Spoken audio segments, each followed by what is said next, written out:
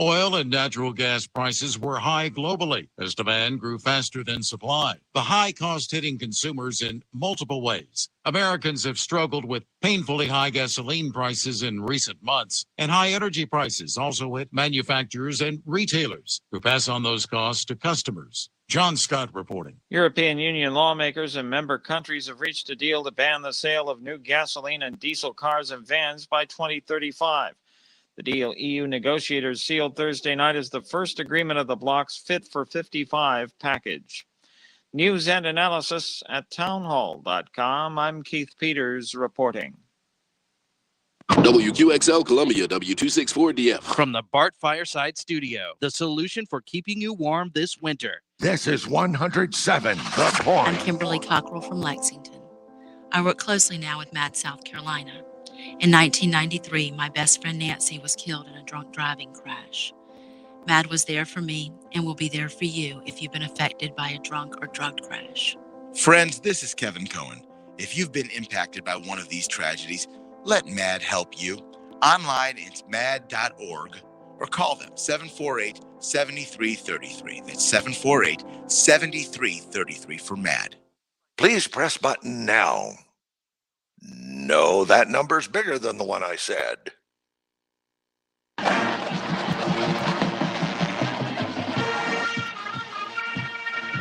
This is the Founders Federal High School Football Scoreboard on the Sports Talk Media Network.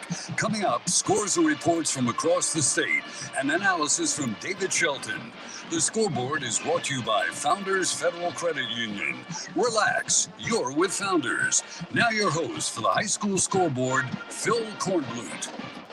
Good evening, everybody, and welcome in to the High School Football Scoreboard brought to you by Founders Federal Credit Union here on this final Friday night of the regular season in high school football in South Carolina. Feels great, smells great, is great.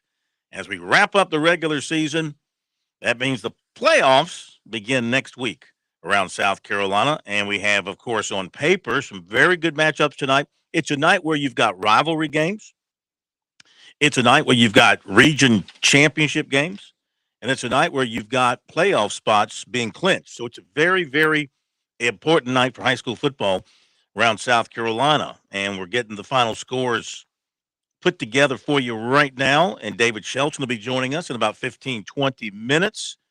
A lot of games are ongoing still as we speak, including Dorman and Spartanburg, and Spartan High's been taking it to Dorman.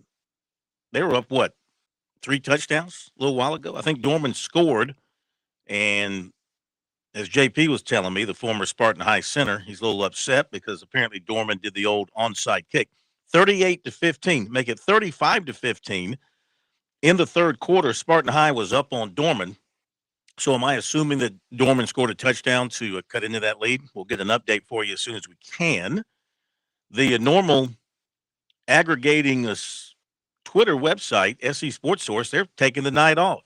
So we can't depend on them for scores tonight. We will find other outlets to get our scores, and we'll have folks calling us in with reports from around the state of South Carolina tonight. So you sit back, you relax, you enjoy what we have for you here tonight for the next 2 hours here on the High School Football Scoreboard. And a reminder, our scoreboard does not end with the regular season. We take you through the state championship weekend, right on up through Thanksgiving, and the week after that for the state championship game. So we are here with you from beginning to end. We started week 0, and we will finish, I guess it's week 15 when they play the state championship games. All right, with that being said, well, let me tell you, because this is important, in the World Series Game 1 in Houston, it's 5-5 Philly and Houston as they play in the top of the 6th inning, I think it is. All right, let's get to the high school football scores, the finals that we have posted so far tonight. In the upstate, Chapman beat Broome 32-6. Greenville High 42-0 over Easley. They have shifted that offense into high gear. Northwestern beat Catawba Ridge, spoiling the perfect season for Catawba Ridge, 28-3 the final. Trojans get that win. They had a great regular season at 9-1. We go to the Midlands, where it was Blythewood beating Spring Valley tonight, 16-13. That's kind of a rivalry game over in that part of Columbia, Northeast Columbia. 16-13, Blythewood over Spring Valley. And I'm not sure this score is final because I saw a different score, this Dutch Fork Lexington. I saw 71-7. You've posted 63. I saw 71-7, and it was still going on. So Dutch Fork sending a message. Is that across the dam, or are they on the same side of the dam over there? Anyway, they're neighbors from Lexington and Dutch Fork sending out a message. It was 71-7, what we saw a little while ago. Mid Carolina beat Eau Claire 48-21. Wagner Sally won its region, defeating Calhoun County 52-42. I think that game was played last night. There were a few games played last night because there's a shortage of referees out there. So they had to move some games to Thursday night to have enough referees to cover everything. To the PD Grand Strand. And, of course, the big game is West Florence and South Florence. We need to see if we can find an in-progress score on that somewhere. JP, see if we can get our eyes on a in-progress score. West Florence, South Florence. Do a Twitter search. Do a scoreboard search here on our stream, whatever the case may be. I'd like to have an in-person score, an updated score. Okay, now I do see a final here. Dutch Fork 63-7. So somebody must have gone in there and adjusted it. So we're going to go with a final of 63-7. Dutch Fork over Lexington. Whatever the case may be, they beat them like a drum. And so Dutch Fork is saying, here comes the playoffs, and here comes us. We will be ready. See if you can get me a South Florence, West Florence in progress. So in the PD Grand Strand, you got Aner beating Loris 38-14. Carolina Forest over St. James 41-21. Kingstree beat Lee Central 36-8. Louisville last night over McBee 44-18. And with that win, they win the region.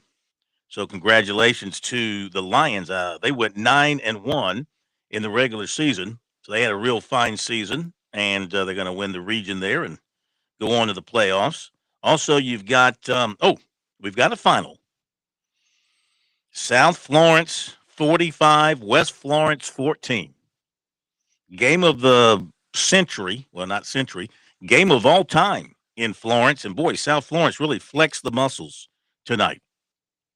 45-14 over West Florence. South Florence wins it. Sumter, big over Conway tonight. 45-0. Sumter's very good. People don't talk enough about Sumter. I think Sumter always gets overlooked by the upstate schools and by Dutch Fork and by Somerville and Fort Dorchester. Of course, you got to win championships. You got to get to the state championship game for people to notice.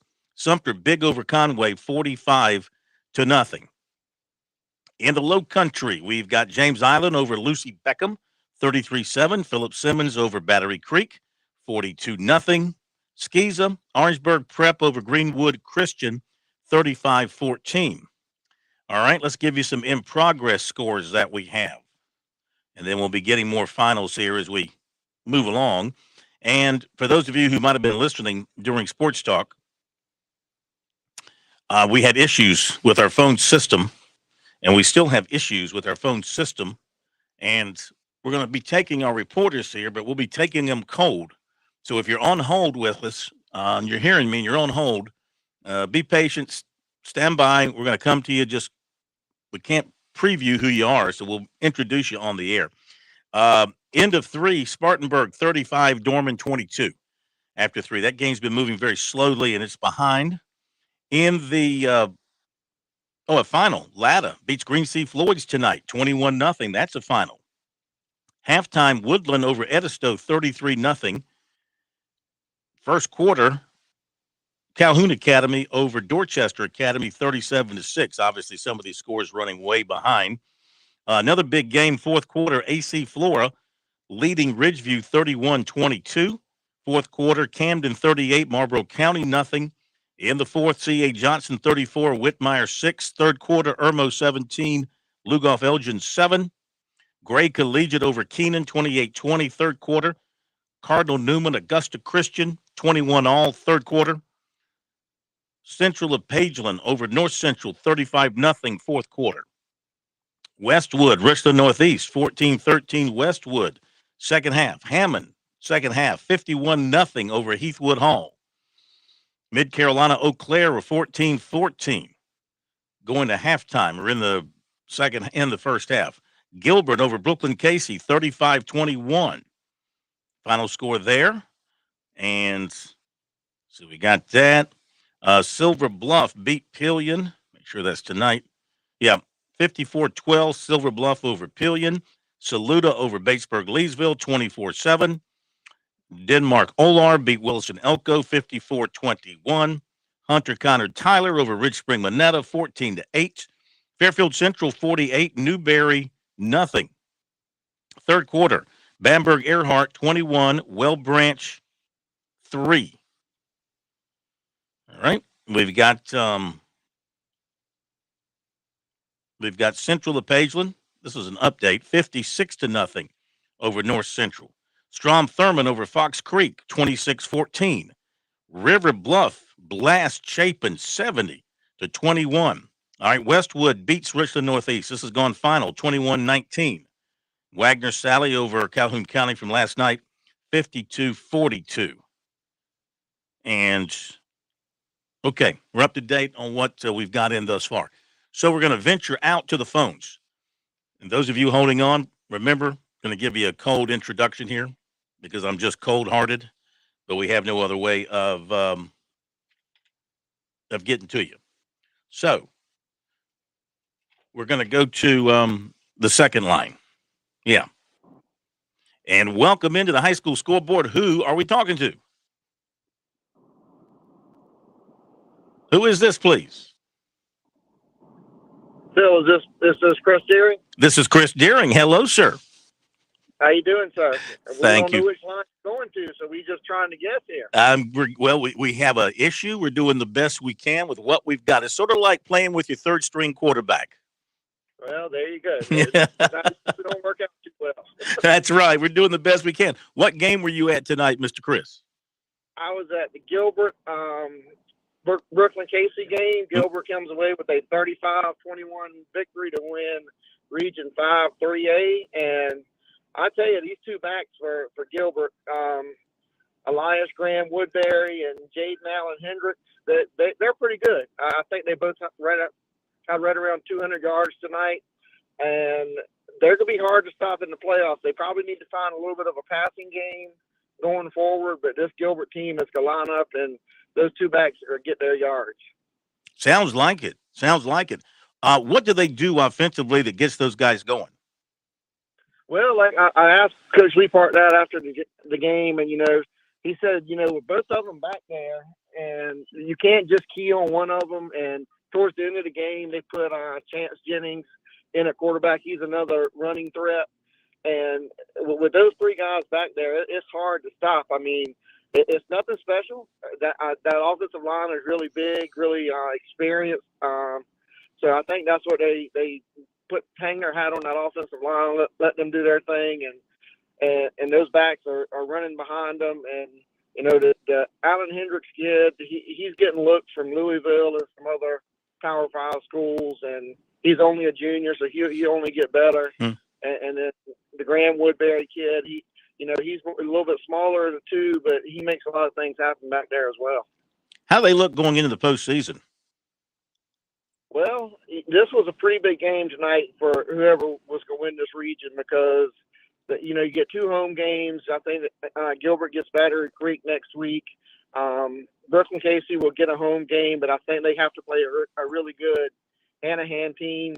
And then if they can win that one, they go on the road to Dillon. So this was a pretty big deal to win this region and stay at home for the first 2 weeks and, stay on the opposite side of the bracket from Dillon. Yeah. Of course, they met up with Dillon. Was it last year in the lower state finals, I think, or somewhere late in the playoffs they met up with Dillon? I think it was, yeah. Yeah. So, again, you want to stay away from Dillon probably as long as you can. And Gilbert, I don't think would see them until the lower state championship. Yeah. Okay, Chris, tell folks where they can find you, follow you, and get the high school coverage you and your folks are providing, please. Like I say, you'll have a full recap on Prep Red Zone. Also doing a little bit of work for Cola Daily. You'll have a recap there in the morning. But Prep Red Zone, I can't talk enough about what we're doing over there. Again, I mentioned this last week on air, Phil. This week, coming up with the playoffs, I think we're the only place you can go in this state and get a preview of every single game being played, and so that's a pretty big deal. We got a good group of guys providing content, and it's only to get better as the playoff goes. And then when we get to hit the off season, we keep talking about these kids and keep pumping out stories. So proud to be a part of this group. And if you want to follow me on Twitter, CDanny82. I try to keep up with everything here in the Midlands, and I let the other guys handle the rest of their part of the state. Well, we really appreciate you, my friend, and we'll talk to you next week. Thanks so much. All right, sounds good. Thank you, Phil. Thank you. Chris Deering, who, when he's not covering high school football, his real job sends him to China all the time. Do you know that? He goes to China all the time. This guy goes to China like I go to Irmo, hops on a plane, flies 45 hours, and goes to China. Dorman has scored again, 35-28. Yeah, you knew that thing wasn't going to get way on down the road and be lopsided. It was going to be tight. 35-28, Spartan High leading Dorman. Thank you, Bob Corlew from WQUL up in Spartanburg, Woodruff, for the update. 35-28, Spartanburg. Extra point was blocked, so 35-28. They're in the fourth quarter there. We're just getting started. David Shelton will be joining us here shortly, updating things from down his way and, of course, giving his thoughts on the entire state. And we'll be back after the break. Score a touchdown with Founders Federal Credit Union. With services like Founders Online and the Founders app, you'll enjoy all the perks of a big bank with local personalized service. Not a member? Joining Founders Federal Credit Union is easy. Visit relaxjoinfounders.com or one of our 37 convenient locations to see if you qualify for membership. Relax with Founders. Terms and conditions apply. Founders Federal Credit Union is federally insured by NCUA. Hi, I'm State Treasurer Curtis Loftus, and I've got a great gift idea that requires zero shopping, the gift of college savings. Future Scholar, South Carolina's 529 college savings plan makes it easy. Grandparents, friends, and family can all contribute to a Future Scholar account and know that they're providing a gift that will last a lifetime. If you're looking for the perfect gift this holiday season, look no further.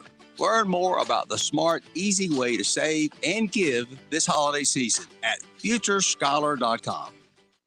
When your day calls for some winning, why not watch your favorite football team at Dave & Buster's? We've got massive HD TVs and hundreds of the hottest new games. Sip from our chef-crafted cocktail menu with exclusive drinks such as the Strawberry Watermelon Margarita or Dangerous Waters. Cheer on the team with Cantina Nachos or wings featuring one of our 12 wing flavors. When your day calls for some winning, it's time for Dave & Buster's, where you can watch the games and play the games. Locations in Greenville, Columbia, and Myrtle Beach. You were always more than my mom. You were my role model, my best friend, and biggest supporter. You filled my days with unconditional love. And you also prepared for the day when you couldn't be here. Because of the woman you were back then, I'm able to be the woman I am now. Your planning made this moment possible. Set your family up for life. Southern Farm Bureau Life Insurance. Your friends for life. Life insurance isn't for you. It's for those you love the most. For a complete insurance review, call Buddy Bridges in Lawrence County at 864-923-2174, serving Lawrence, Clinton, and the shores of Lake Greenwood. Southern Farm Bureau Life Insurance Company, Jackson, Mississippi. Not licensed to do business in all 50 states. South Carolina's taste buds have spoken, and they're asking for beef. There are more than 7,800 farms raising cattle from pasture to plate in the Palmetto State. So whether it's steaks on the grill before the big game, sirloin medallions plated for date night, or burgers with a family, make sure beef is a part of your playbook this football season. Smoked, grilled, and slow roasted. Find the best way to enjoy your beef at scattle.org. Beef, it's what's for dinner in South Carolina. Funded by the South Carolina Beef Council, part of the Beef Checkoff program.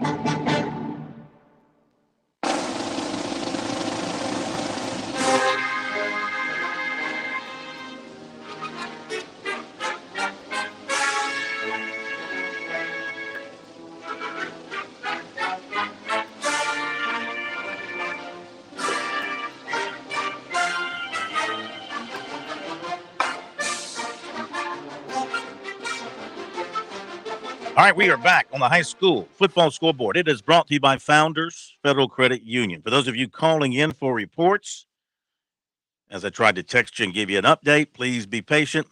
We can't talk to you, but we can put you on the air, Cole, but producer can't pick it up and talk to you because you won't hear them because we're having a system with an issue with the computer system that affects the phone, apparently. So please hang on, and we'll get to you momentarily. In fact, I think we've got the one and only David Shelton ringing in. David has his own line. He has a private hotline number into the high school scoreboard, so we know his ring. Good evening, David.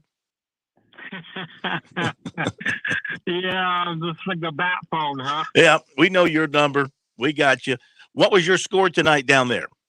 Final score here at Bagwell Stadium was Fort Dorchester 38, Somerville 21. Fort Dorchester wins the region. They are getting healthy, and they look really good tonight, Bill. They had 2 pick sixes. They had 2 rushers over 100 yards. They really didn't have to throw it much. They threw it a little bit with Zoltan Osborne. I'm not convinced that he's all the way back physically, but he's good enough. But they can run the football with that big offensive line, those 2 backs, and they pretty much dominated the football game tonight. It sounds like it. All right, hang on, David. I'll also tell you that AC Flora beat Ridgeview tonight, 31-22, to win that region. Of course, we'll talk more about this, but the Ridgeview program's got a meeting with the appellate board, I think tomorrow, to deal with their forfeit situation handed down by the high school league, and then their appeal to the high school league was turned down, and they have one more appeal. But as far as tonight goes, they fall to AC Flora. AC Flora completes a perfect regular season, and they win at 31-22 to claim another region championship. All right, stand by, David. Let's go out to reporters in the field. And thank you for calling in on the high school football scoreboard. We'll have to ask you who this is and where you're calling from. Welcome in. Good evening. This is Bruce McNeil calling in from the Sumter game. Hi, Bruce. How are you, sir? Doing great. Sumter finishes out strong on a senior night with a 45-0 whitewash of Conway. Tell us how.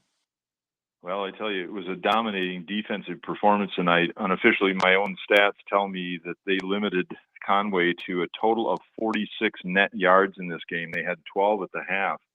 And Coach Terry told me before the game, obviously they were trying to make sure that Zaire Gamble, wouldn't play a big role in this game. And they really never did throw the ball downfield. They threw to the flats a lot. But Devin Granger just didn't really get anything untracked on the ground. He ended up in the hole with rushing yardage and 7 passes caught out of 10 attempts for a total of 24 yards, and most of those were to the flats. And Sumter just got really great ground performance tonight. Their quarterback, Peyton Merchant, had a real great battle back game and got dinged up late in the game, and they didn't bring him back in. But he was 9 of 14 for 198 with 1 touchdown. Jordan Hayward had that at 69-yarder, 4 catches, 137 yards. Ground game turned out 258 and 205 in the air. So a really complete win for the seniors. So did you say that according to your numbers, they held Conway to 45 total yards? Yeah, they just couldn't get anything. They had 21 rushing attempts for 22 yards.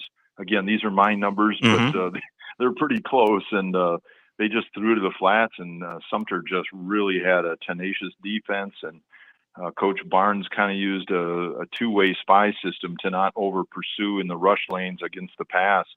And Granger, who came in, averaging almost 5 yards a carry, he just couldn't get untracked. They had some center snap problems in the pistol most of the night, but they had a safety early in the game where one was shot over his head, as he was backpedaling, and he just kind of kicked it out of the end zone, and they just could not.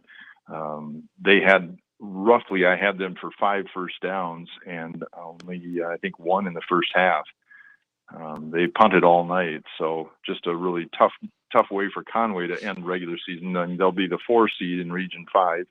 Sumter is the 1, and you can help me understand. Do they get buys here, or does everybody play right away? Welcome to the South Carolina playoff system, Bruce. It's like none other. No, there's no buys. They'll play a 4 seed from somewhere. The brackets will come out in the morning, and Right. everybody will be playing. That's right, David. Right? There's no buys, right? Everybody's playing. Yeah, there's no buys. There's at-larges, and Sumter will actually be playing an at-large. I think them and Fort Dorchester will be playing an at-large, and that could be Socastee, Stratford.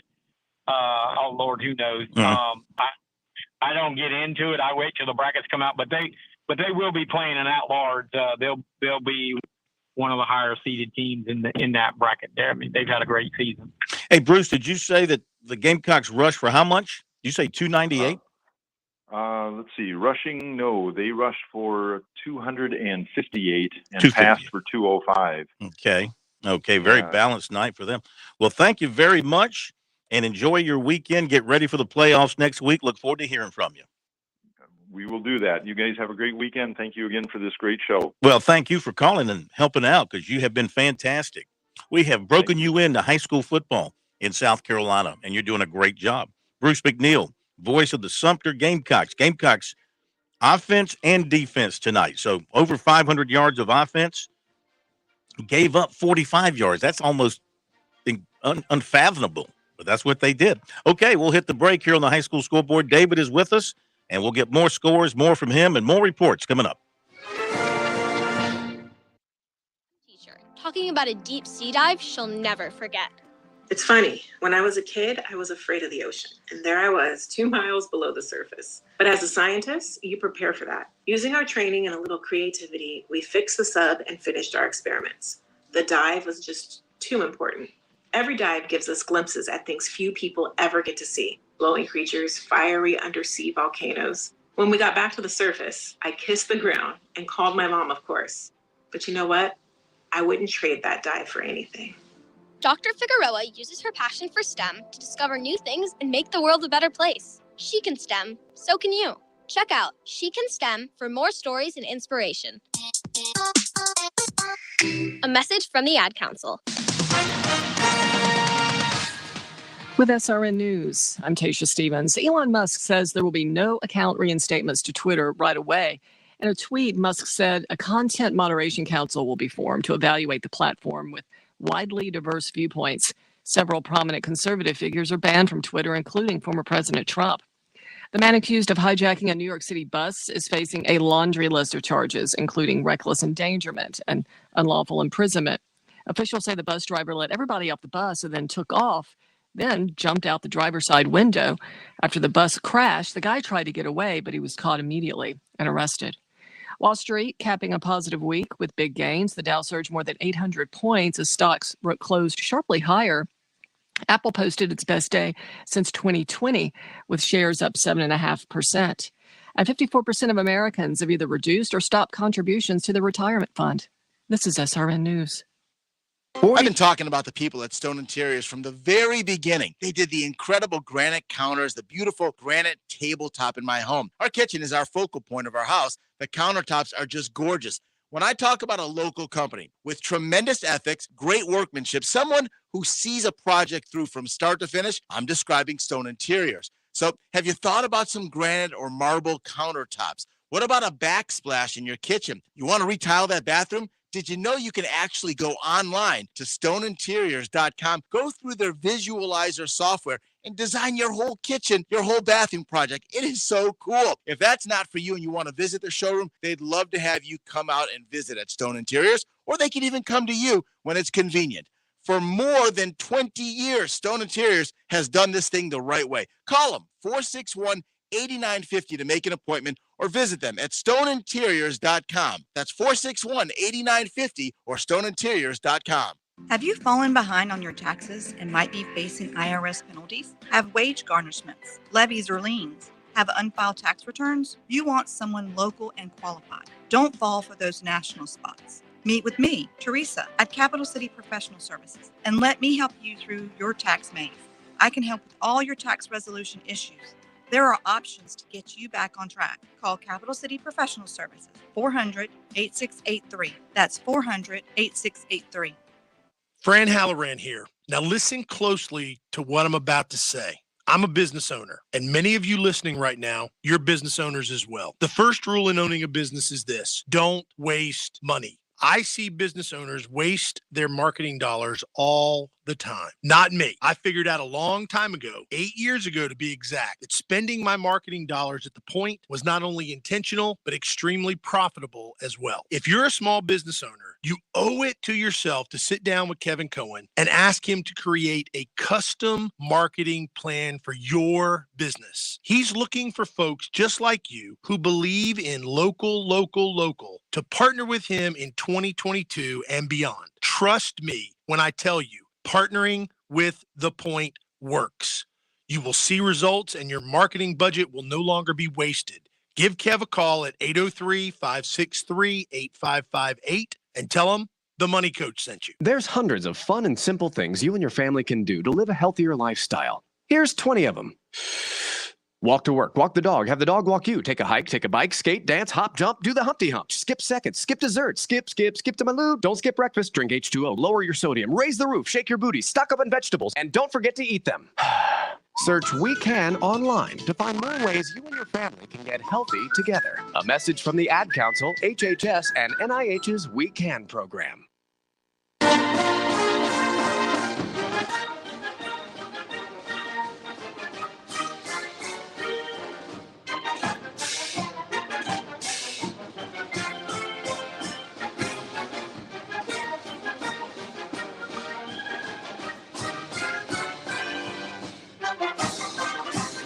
We are back on the high school football scoreboard, brought to you by Founders Federal Credit Union, all across the state of South Carolina. Is Founders, just like we are here on the high school football scoreboard. Phil Kornblut, J.P. Barry here in Columbia, David Shelton joining us from the Low Country, and we're taking our calls from our reporters as they get to us. And so let's update some other scores that have come into us here in the last little bit. And we might be repeating ourselves in some cases. If so, just bear with us. It's Saluda over Batesburg-Leesville, 24-7. Silver Bluff beat Pillion, 54-12. AC Flora down Ridgeview, 31-22. Hunter Connor Tyler, 14. Ridge Spring Monetta, 8. Spartanburg Christian, 36. Northside Christian, 20. Fairfield Central, 48. Newberry, nothing. Bamberg Earhart, 21. Well Branch, 3. Strom Thurman, 26. Fox Creek, 14. Thomas Sumter, 7. Dillon Christian, nothing. Mid Carolina, 48. Eau Claire, 21. Central Pageland, 56. North Central, nothing. River Bluff, 70. Chapin, 21. Westwood, 21. Richland Northeast, 19. Camden, 38. Marlboro County, nothing. Wagner Sally, 52. Calhoun County, 42. David Shelton, we had a score earlier tonight, a final score from the Midlands with Dutch Fork playing Lexington. We always talk about, boy, this was like a good game on paper, 63-7. So you think the Silver Foxes there sending out a message to the rest of 5A that we're back, we're jacked, we're pumped, we're ready for the playoffs. Oh yeah, they're ready, they're jacked, they're pumped, all those things you just said. They're healthy again. And when they started the season, preseason ranked number 1, they were the favorite when they were healthy. They struggled a little bit with their health, but they kept winning except for that one game against St. Francis. And now they're back healthy and they're peaking. And, it is, I don't even know if I should say this, but high school football is all about how you play when you play a really good team.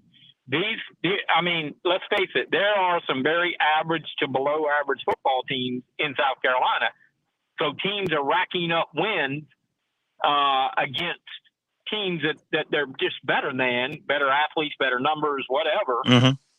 And then when the rubber meets the road, like you have Somerville, Fort Dorchester tonight, Somerville's only other loss was to Sumter, who we know is one of the best teams in 5A. They've lost one game, and that was to Oceanside. But Somerville beat everybody else on their schedule, so their record is 8-1, and then they go out tonight, and, it was not very pretty. Lexington has beaten everybody on their schedule except for West Florence, who's a really good 4A team, and they beat up on everybody else. And then they, the rubber meets the road tonight, and Dutch Fork beats them by 56.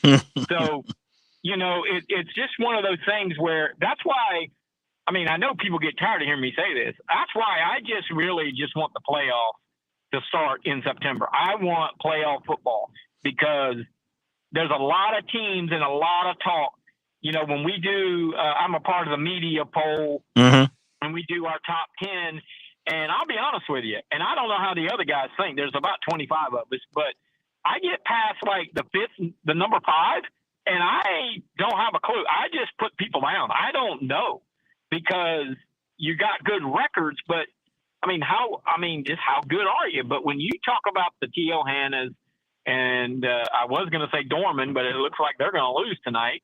But the Dutch Fork, the AC Flores, the South Florences, the Abbevilles, Oceanside, Clinton, Daniel. It's really, let's just get to the playoffs and let's get it all done because so many people were thinking that Lexington was going to they thought last week that River Bluff was going to, do they have a shot?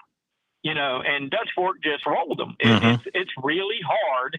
It's really, really hard to tell how good these teams are because, and I'm not knocking South Carolina football, but there's a lot of really bad football in this state. There's some good football, but there's some bad football too. And that's what we're basing all this on. That wasn't the only beatdown tonight. You saw what River Bluff did to Chapin. They put like 70 on the board against those folks tonight. Right. They put 70 on Chapin, and Dutch Fork beat them like a drum last week. Mm-hmm. So it's that's kind of making my point. Now I don't think. Now I know South Florence. I'm assuming South Florence won tonight. They were up. They won. So. In fact, I was going to bring that up next. 45-14. How surprised are you by that margin between those two schools? Well, I had not seen West Florence, but I had seen South Florence, and they're really good. I thought that West Florence was going to have to score with them because I didn't think that they could just, shut down South Florence. I thought South Florence would get into 30s. I wasn't sure if West Florence would be able to do that. So the margin looks it, but to my point, West Florence is a really good football team. I'm not, they lost by 31 tonight or whatever, and they were ranked 3rd, but they were legit, and they are legit. And these two teams may play again in crunch time in the playoffs. Depending on what AC Florida does, and depending on Ridgeview, if they're in the playoffs or whatever. But West Florence is a legitimate football team. They beat Lexington, so they have wins, and they play in the toughest conference in 4A, that Region 6. They beat Hartsville. They beat Myrtle Beach. They beat some really good teams. But some other teams who are ranked and with good records really haven't beaten what we would all consider really good football teams. Fort Dorchester, I watched them tonight. They finished 7-3. They lost to Gaffney without their quarterback.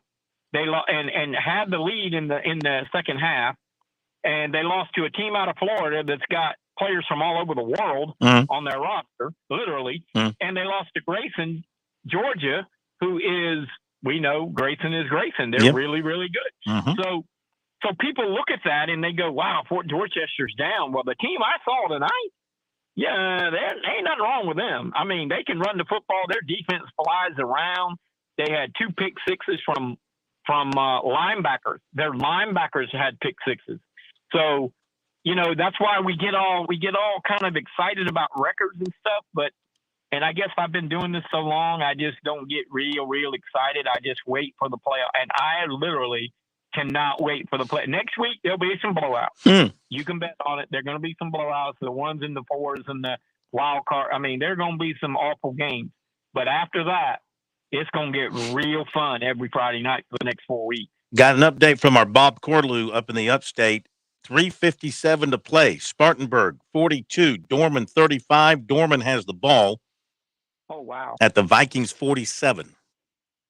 They were just up 42-28 when I got on the air with you, and I figured they were going to Well, I tell you, I bet that atmosphere is crazy. Oh, crazy. Packed in and crazy. Let's go to another one of our callers. For those of you who are on hold, I think you hopefully know we can't pick up the phone right now and talk to you. We have to bring you on the air cold. So, JP, let's hit one of the folks out there and bring them on the air. If you're hearing me right now, that means you are on the air. And welcome into the Scoreboard. Who is this? Well, you've got Smitty with you from Soccer Wando. Smitty. How are you? Well, hey guys. Hey. I could not agree more with David's point about records being misleading with all the disparate schedules played out there. And unfortunately, David, I saw some bad offensive football tonight at Bob Hayes Field at District 2 Stadium. Wando knocked off Socastee 10-7. I don't know, everything about the point system, but Ian Guerin from MyOryNews.com is saying that that really ended any hope Socastee had. They needed to win tonight and get some things to fall their way. So it's probably it for Socastee's season. The good news for Socastee is Rocco Wojcik, the player who started at quarterback at the beginning of the season, broke his collarbone. He's returned for the last 2 games, come in, played receiver, and Kadir Scott, his old receiver, threw him a touchdown pass tonight. So, and they're both juniors. They'll be back next season.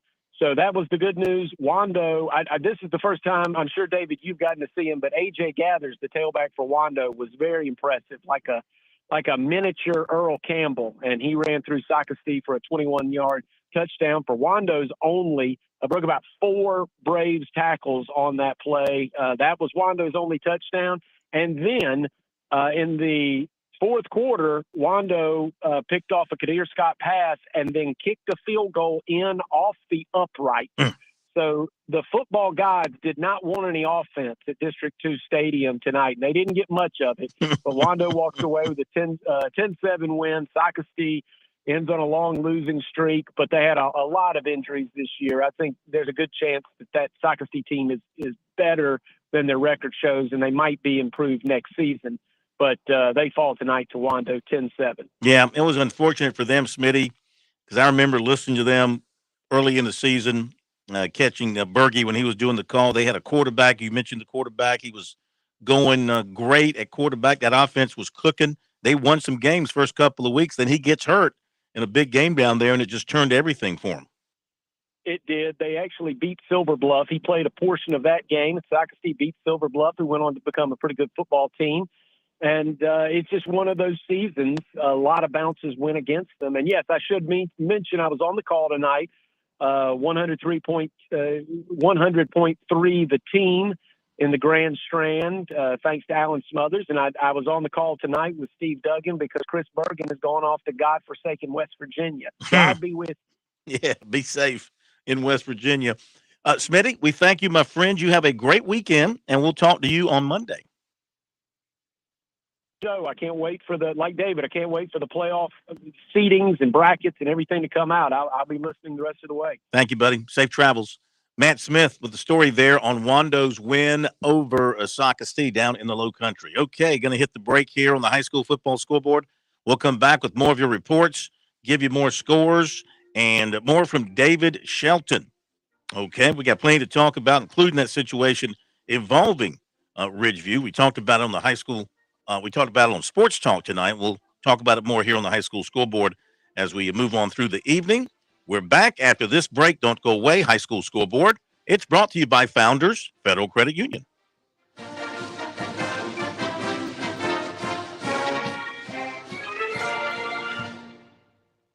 Founders Federal Credit Union knows your life is busy and your money is important. We are proud to offer local personalized services and convenient online services like Founders Online and the Founders app. You'll love being with us as much as we love serving you. Visit relaxjoinfounders.com or one of our 37 convenient locations to see if you qualify for membership with Founders. Relax, win with Founders. Terms and conditions apply. Founders Federal Credit Union is federally insured by NCUA. Touchstone Energy Cooperative members save more on electricity, and members save more on insurance, groceries, healthcare, restaurants, travel, concerts, and sporting events through co-op connections. Touchstone Energy is an alliance of the member-owned electric cooperatives, and as a member, the power is yours. Experience the power of co-op membership with Touchstone Energy and find out how much you can save on electricity and a whole lot more at touchstoneenergy.com. Hi, I'm State Treasurer Curtis Loftus, and I've got a great gift idea that requires zero shopping, the gift of college savings. Future Scholar, South Carolina's 529 college savings plan makes it easy. Grandparents, friends, and family can all contribute to a Future Scholar account and know that they're providing a gift that will last a lifetime. If you're looking for the perfect gift this holiday season, look no further. Learn more about the smart, easy way to save and give this holiday season at futurescholar.com. In Columbia, South Carolina, game days are our specialty. Whether you're watching the game from inside the stadium or from the big screen at your favorite local spot, the energy remains the same. Craft the perfect fall Saturday in a city where there is plenty of action on and off the field. From tubing and kayaking to Soda City to rooftop restaurants and plenty barbecue. We're ready when you are. Plan your weekend at experiencecolumbiasc.com.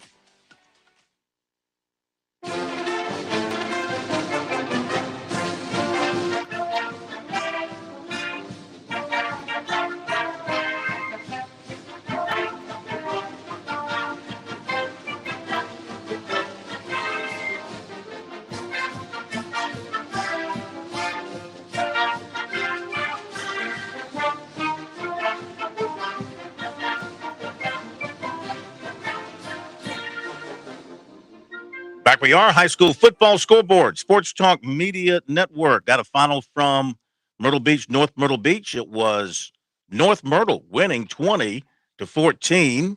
Getting some information here from the bad boy, Alan Smothers, who was on the call of that game for his television network down there. And he said that Myrtle Beach got shut down inside the 2-yard line twice. And North Myrtle's Daquan Durham apparently had a big game doing whatever it was he wanted to do. That made the difference there. Update from Spartanburg Dorman, 2 minutes to go from Bob Corlew, 2 minutes to go. Dorman 1st and 10 on the Viking 11. David, 1st and 10 on the 11, 2 minutes to go. Wow. You knew it was going to come down. This Spartanburg Dorman, it was going to come down to this. I wonder if they score where they go for 2 in the win. Yeah, really. We'll find out. You know, do that. People try to avoid overtime, but I wouldn't. I'd go to overtime, and I'd play some 5 hours if I had to. I wouldn't put it on a 2-point conversion. All right, let's go back to reporters out in the fields tonight. Guys, if any ladies are on there. Of course, we haven't had a lady reporter all year, so why would I think one would call it now? If you're holding, as I've mentioned, we can't pick up the phone and talk to you, technical issues, but we can put you on the air cold. So follow my lead, all right? So, JP, let's bring up our next one. If you're hearing me, you're on the air. Welcome in. Who's this? Hello. Hey, can you guys hear me? Yeah, who's this? Hey, it's Ian Guerin. Hey, how you doing, sir? Oh, let me break in. Dorman touchdown. 45 seconds to go. Dorman had it 3rd and 4 at the 5, and they've scored a touchdown. Sorry to break in there. Ian, what game were you at tonight, sir?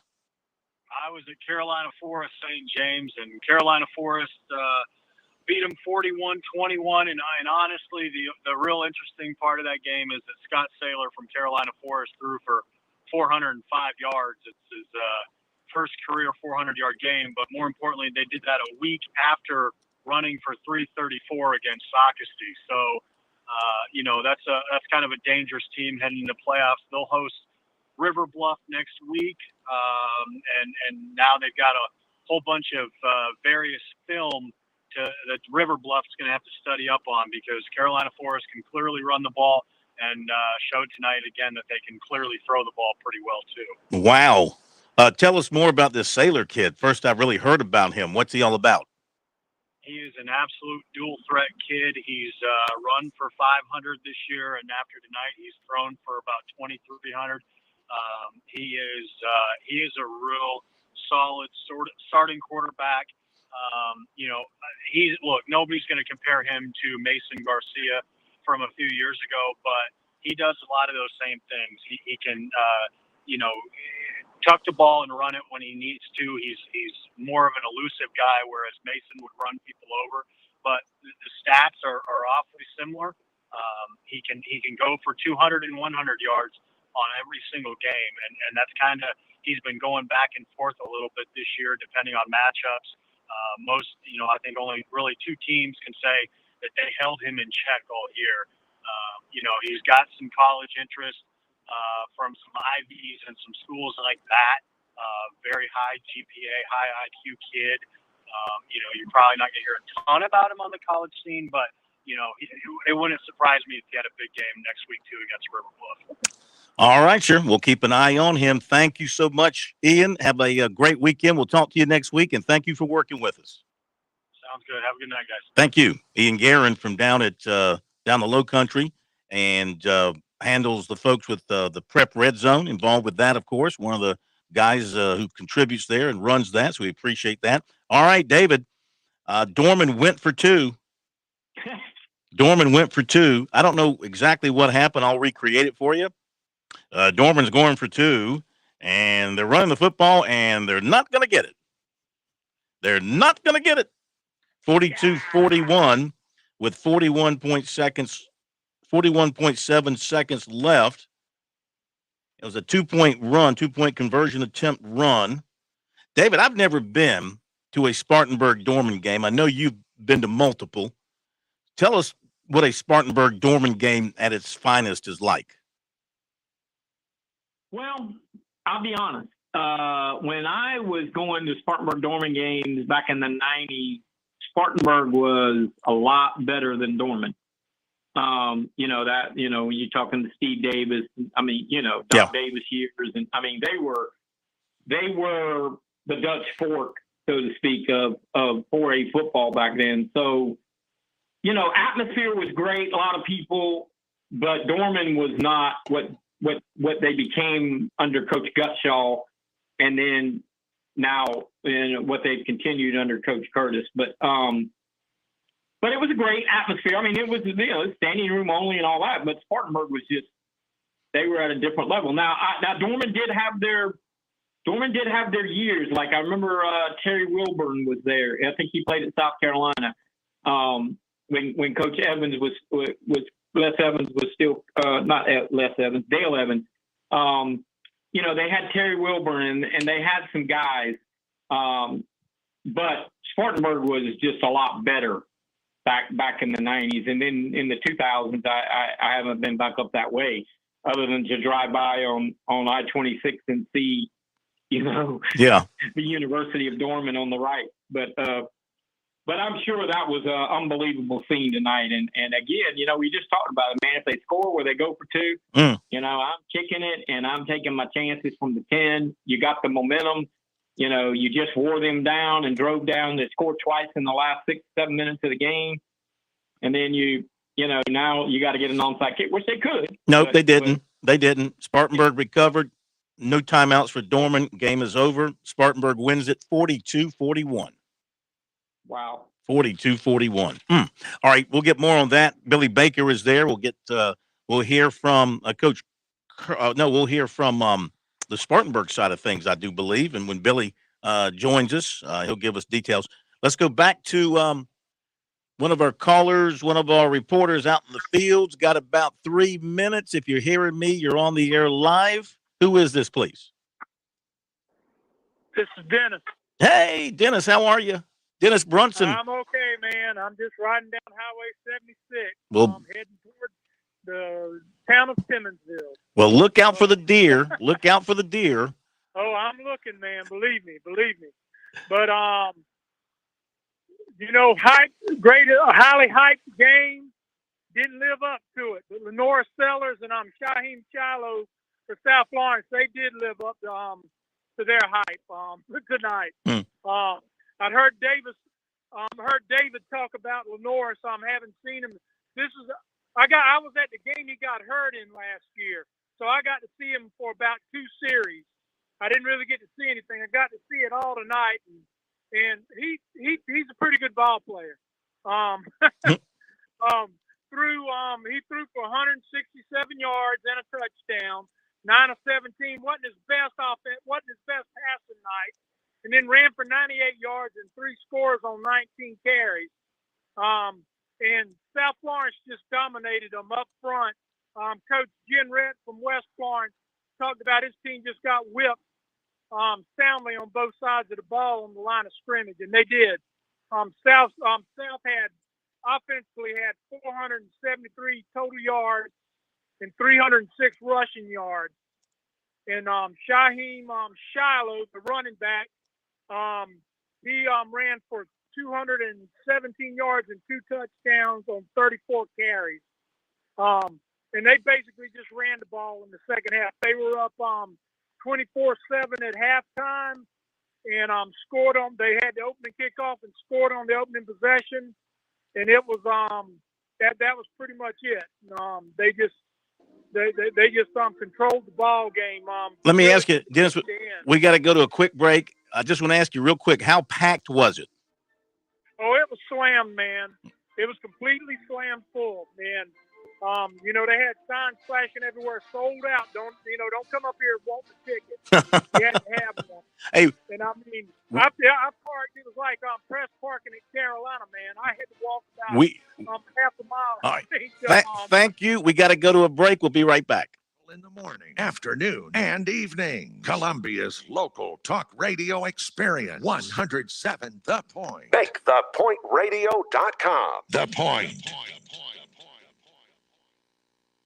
WQXL Columbia, W264DF. From the Bart Fireside Studio, the solution for keeping you warm this winter. This is 107 The Point. News this hour from townhall.com. I'm Tasha Stevens. Elon Musk says there will be no account reinstatements to Twitter right away. In a tweet, Musk said a content moderation council will be formed to evaluate the platform with widely diverse viewpoints. Several prominent conservative figures are banned from the Twitter, including former President Trump. The man accused of hijacking a New York City bus is facing a laundry list of charges, including reckless endangerment and unlawful imprisonment. Officials say the bus driver let everybody off the bus, took off with the suspect before jumping out the driver's side window. The guy tried to get away after the bus crashed, but he was caught immediately and arrested. A record number of Americans say that crime has increased in their locality over the past year. Bob Agnew reports. 56% of respondents to a Gallup poll say local crime has gotten worse over the past year. That's the highest number since Gallup began collecting data on the issue 5 decades ago. It represents a 13% jump over last year. 73% of Republicans say there's been an increase compared to 42% of Democrats. The figures come even as recent polls indicate crime as among the top concerns many voters face as they prepare to vote in the midterm elections. Bob Agnew reporting.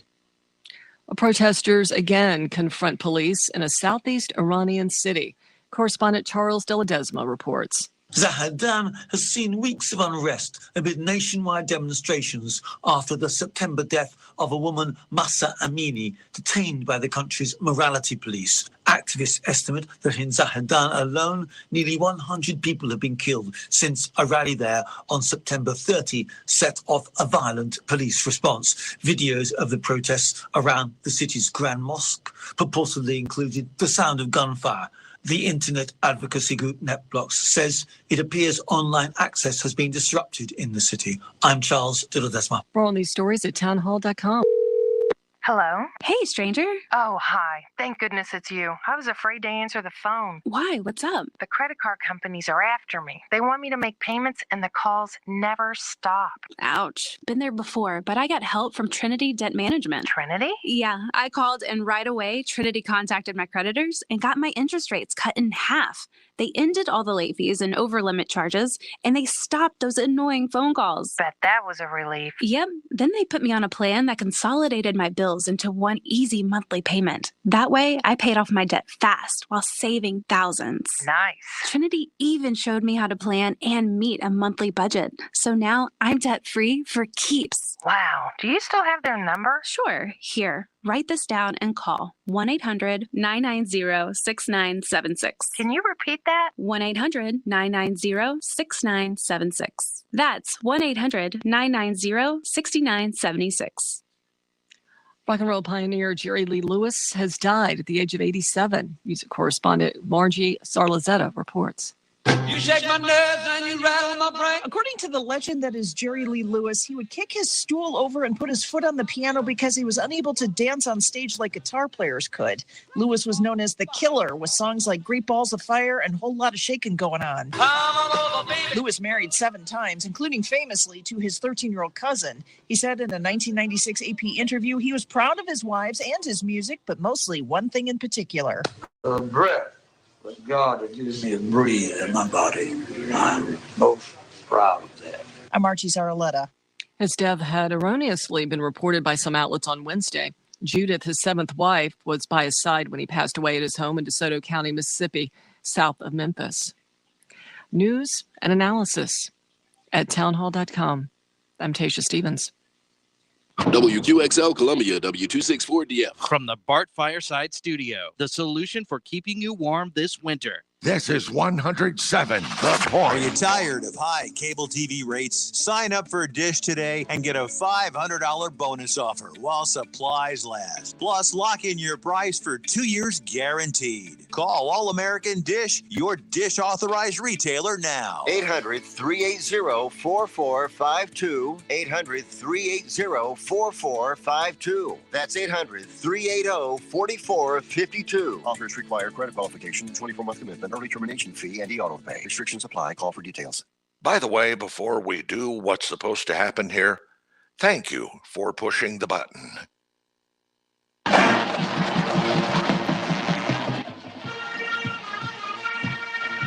This is the Founders Federal High School Football Scoreboard on the Sports Talk Media Network. Coming up, scores and reports from across the state and analysis from David Shelton. The Scoreboard is brought to you by Founders Federal Credit Union. Relax, you're with Founders. Now your host for the High School Scoreboard, Phil Kornblut.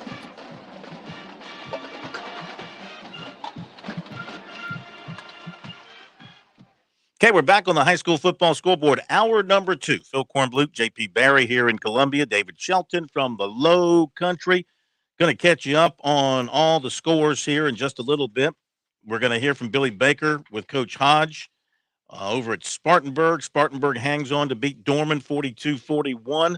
In the meantime, let's get back to folks who've been at games tonight. Again, if you're on hold, we'll put you on the air cold. I can't talk to you. We can't talk to you. Producer can't talk to you over the phone, but you'll hear us bring you up on the air. If you're hearing me, go ahead, JP, bring up the next one.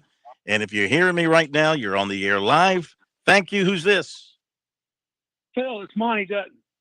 Monty, how are you? Well, I'm telling you, I've been listening to your show for a half hour. Good. I can hear the whole thing. Good. I just keep saying, hi, it's Monty, Phil. Somebody else starts talking. Well, it's you now.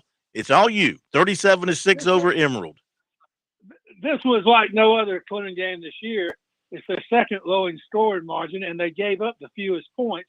However, it was unusual because Emerald deserves a lot of credit.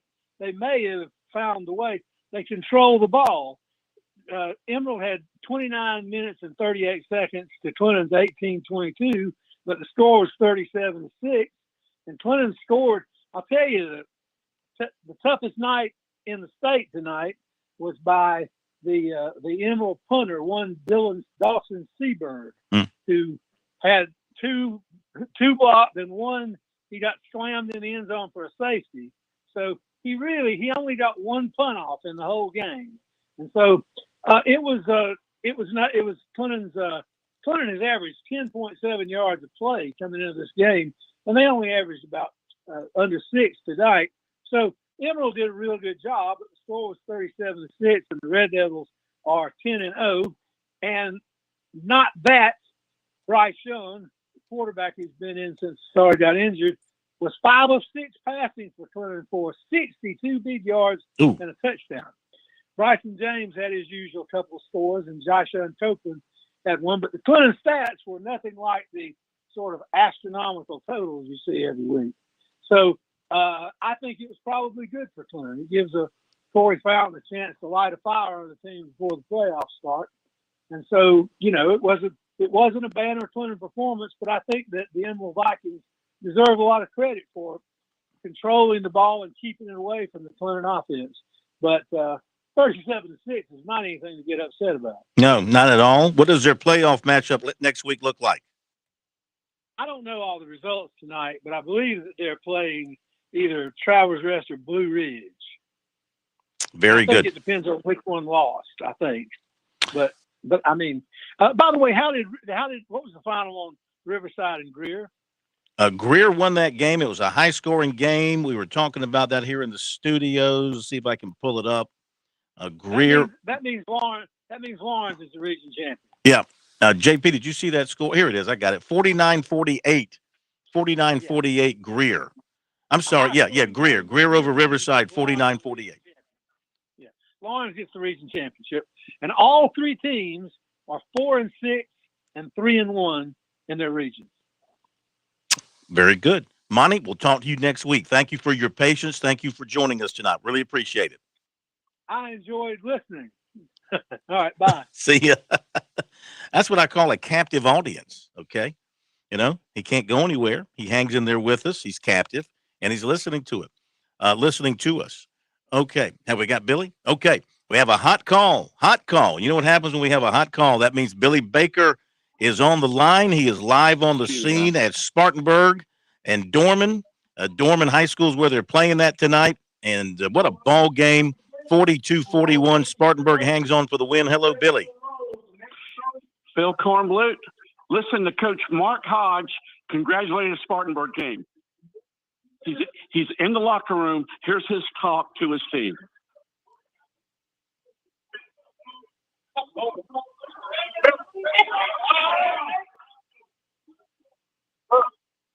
Do the things that I asked you to do. Okay? Making it about the gold, making it. Well, that's what happens when you're in a locker room. Lines do drop. That was getting to be pretty good there, David. Yeah, I was starting to get chills. I was thinking Friday Night Lights or what was that movie? Remember the Titans? I mean, I was getting all fired up. Yeah. Denzel Washington. Well, see if we can get Billy back with us. He'll have to go outside. Good try, though, Billy. If he comes back, he'll probably run to the men's restroom and get a fan on the air while he's taking a leak. So, listen, man. Tell us what you thought of the game. Billy will go anywhere that he can get to get us drama. You know, I'll never forget the live call he made on that field goal from Barnwell back in the 1980s? No, that was Batesburg, Leesville, Abbeville. Was that Laser Bean Dean? Yeah. I don't you remember? I don't know. Don't you remember the kicker? It was Abbeville, Batesburg. I know that. I remember it. Yeah. Laser. Okay. Yeah, he's everywhere. Remember the guy kicked it, and he said, "The kick is up." And then we heard a bunch of yelling, and he never said if it was good. We were like, "Yeah, was it good or not good?" Like, who's scared? Billy, what was the deal? Let's see. Do we have Billy back with us, JP? No. Okay. We do. Okay. Let's go back to Billy because we want to get this done up at Dorman, up at Spartanburg. What a ball game tonight. Go ahead. Coach. Yeah. Go ahead, Billy. Hey, here's head coach Mark Hodge, a dramatic 42-41 win. Dorman goes for a 2-point play in the final seconds of the game, and Spartanburg's defense comes through with a great goal line stop, 42-41. The stats are off the chart, but I would rather give this time to a great, outstanding football coach, Mark Hodge, who just gave an emotional speech to his team. Here's Mark Hodge live from the field. Thank you. Thank you, Mark. Hello. Coach, congratulations. Phil Kornblut, David Shelton, how are you? Man, I am. It's been a week. Yeah, I bet it has. You guys were fighting the flu all week, weren't you? We have. We had to cancel practice Friday because we didn't have. Monday because we didn't have enough coaches or players to practice. Tuesday, we didn't have any quarterbacks, any receivers. We're missing 5 offensive linemen. I didn't work until Thursday. So it's been a wild week. And then this game just never ended. It was on TV and just kept going and going and going. And, for our kids to be able to just hold on, just make one play at the end, I can't say enough about them. Unbelievable game. Well, that's amazing. How were you able to put it together? I mean, you're playing Dorman. It's not only the rival, but a great football team. and you're missing players all week long and coaches. How are you able to put together a game plan and go out and execute it? Well, it was the totality, and we felt like we were going to have some kids sick when we met because we actually had to even meet virtually Sunday because the coaching staff was sick. So we tried to make the game plan simple, but then we had a bunch of kids out, and so we were just kind of making it up on the fly. And, Dorman took advantage of that for a while. We actually got up to 20 points, and then they just locked in, and then they kept getting an onside kick. We couldn't get the defense off the field, and which wasn't helping us at all, just with, the way our bodies and everything feeling. But it's the lower Spartanburg Dorman. We just can't say enough about it. Oh, absolutely. Super blessed. Absolutely. Tell us about the stop on the 2-point conversion. How'd you do it? Dorman called timeout, which I think actually helped us because we've been on the field. It felt like about 45 minutes and about 40 straight plays. And, we just told the kids, look, you're still winning. You can become a legend on the 2-point play. Just make the stop. And I don't even know who made it, but we made it. And then they tried one more onside kick. And then Jackson made it. And then and they actually recovered it, but they touched it too early. So we were able to take a knee on the last play, and just can't say enough about our kids and what they've gone through, and this Dorman's kids, how they fought. I mean, it just makes you be proud, to be Spartanburg right now. Oh, no question. What does this do for you heading into next week in the playoffs to get this win? I mean, you've had a really good season, a lot of good wins, and played a really tough schedule too. So how prepared, if you can get healthy in terms of getting that flu bug out of you, how does it help you guys get ready for next week? Well, it does a lot of things. One, it guarantees these kids a winning season because we played a schedule that I think we played 4 or 5 teams that were nationally ranked. So we didn't help their record with some of that. So it gives us a winning season. It gives us, a win over our rival. But then it also allows us to play at home, which is huge. So our kids get to play back at home again. Then after that, the bracket's the bracket. I mean, you're going to have to go through the powerhouses, in the upper states. So I think the biggest thing, it just allows us to get that first game at home, which I think is good for us in the physical shape we're in right now. So we don't have to travel and, can just rest a little bit more. But, I told the kids, I said, it's the totality of what we do is for this time of the year right now.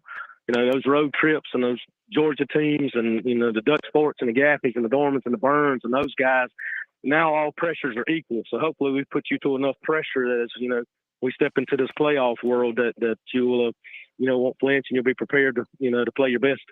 Well, we really appreciate you taking time out. I know you got to get on the bus and get across town. Congratulations. Great win. What a rivalry. We expect nothing less, and we'll talk to you again. Again, thanks for joining us. Yes, sir. Thank you, guys. God bless. Go Vikings. Thank you very much. Mark Hodge, also tonight in the upstate. I know we mentioned this. I'll mention it again. Burns beat Gaffney 30-21. David, it's chaos up there in that region. Yeah, I was just sitting here trying to think how I don't have it written down in front of me anywhere. I don't know how that region shakes out. I don't know. Yeah.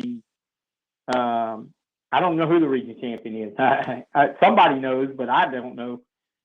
Everybody's beating everybody up there. Let's get one more reporter, and thank you, Billy Baker, for Yeoman's work there. So Gaffney is 3-1 in the region, and Dorman's 3-1. So it's either Gaffney or Dorman because they're the only. No, Spartanburg is 3-1. So Gaffney, Dorman, Spartanburg all finished 3-1 in region play.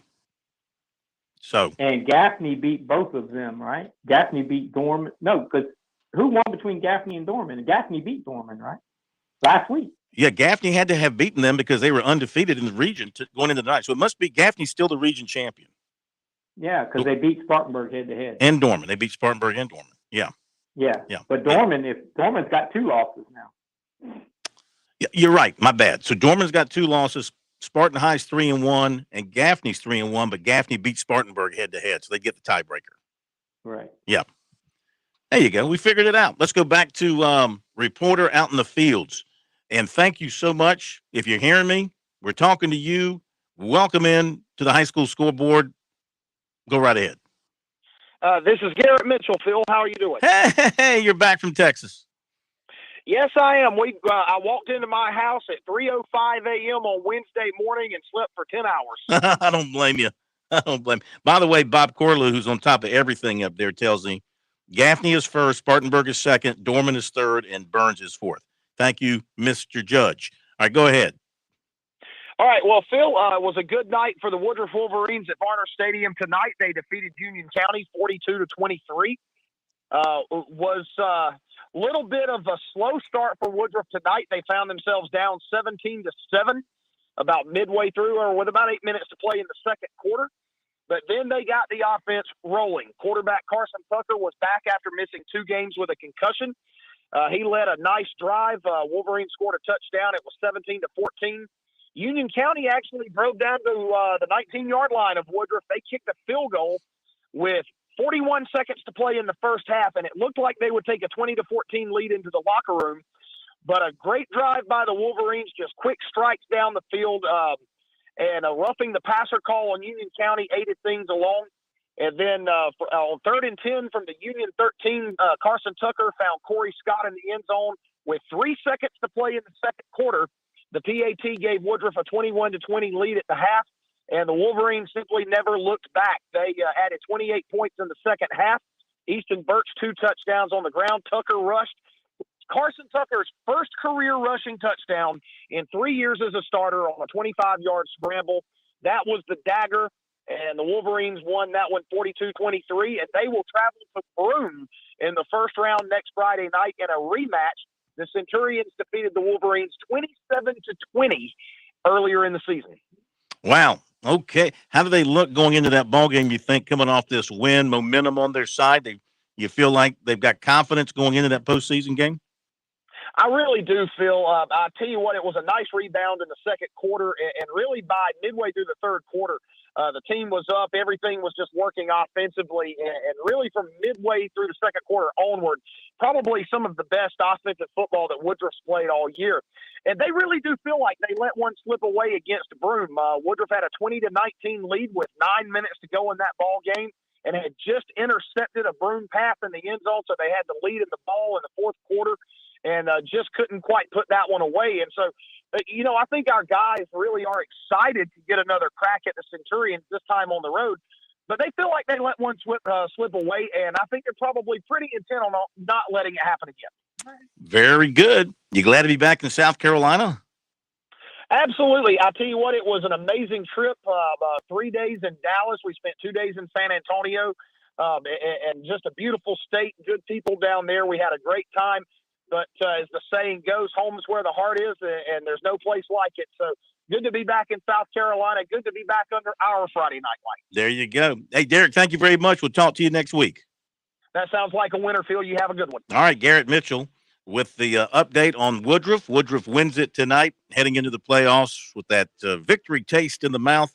They win a high-scoring game, 42-23. All right, we about got all the scores in from across the state. Missing one or two here or there, but we'll get those filled in. We'll go over the scores here in a little bit. And I think we got another reporter standing by. We got more from David Shelton coming up. So don't you leave us. High School Scoreboard continues in a moment.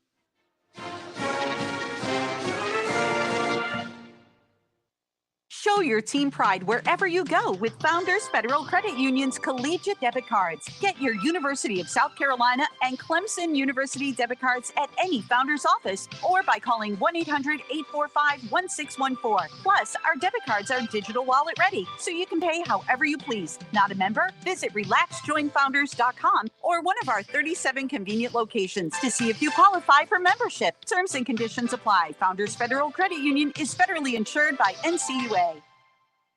Your home is where your memories live. It's where you laugh and where you love. We understand the importance of the valuables under your roof, tangible and intangible alike.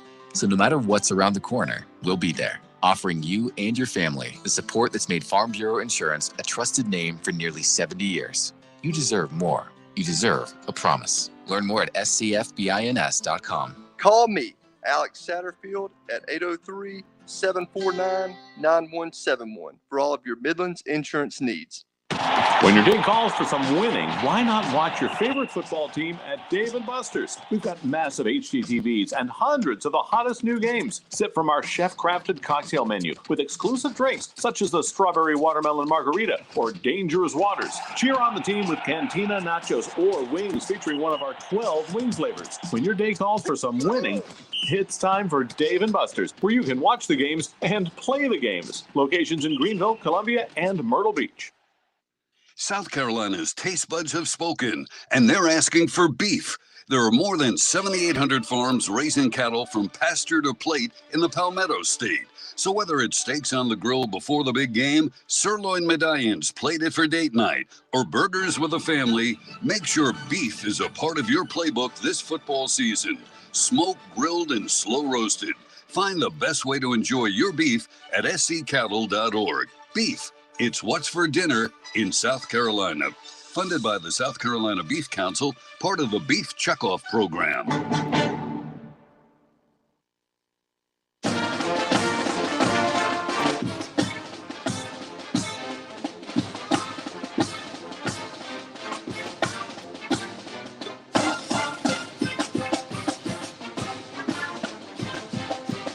All right, going to catch up on the scores here as soon as we can. Hilton Head Christian beat Hilton Head Prep 33-0. Indian Land over Lancaster 35-14.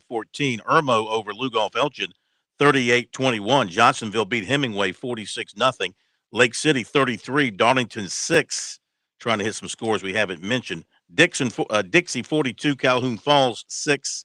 Cross 61. Burke 0. Carlton Prep 49. Palmetto Christian 12. Denmark Olar 54. Wilson Elko 21. C.A. Johnson 34, Whitmire 6, Cane Bay 45, Berkeley 0, and Sherraw 55, Chesterfield 42, Christchurch 14, Southside Christian 13, heck of a game there. Bluffton 52, Colleton County 22, Blue Ridge 49, Travelers Rest 48, Beaufort Academy 35, Bethesda 30, Beaufort 49, Hanahan 14, Barnwell 41, Wade Hampton of Hampton 13, Bamberg Earhart 21, Well Branch 3, Ashley Ridge 63, Stall 12, Andrew Jackson 30, Beaufort 27. All right, let's get back to some reporters. We'll go over all the scores here momentarily. We have folks waiting, want to get to them. Thank you for waiting. If you hear me, that means you're on the air live. Go right ahead, please. Hey, Phil. Hey, Lou who's this? Bajek from the state. Lou. Lou Bajek from the state. How you doing, Phil? We just say Lou.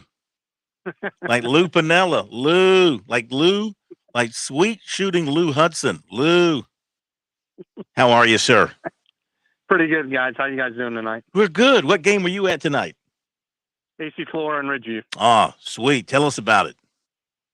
Well, it was a tough one. I mean, obviously, region title was supposed to be on the line, but Ridgeview, with the penalties that they might have, they have to wait Monday to see if they win their appeal so they can get in the postseason. So definitely kind of weighed on them a little bit early on.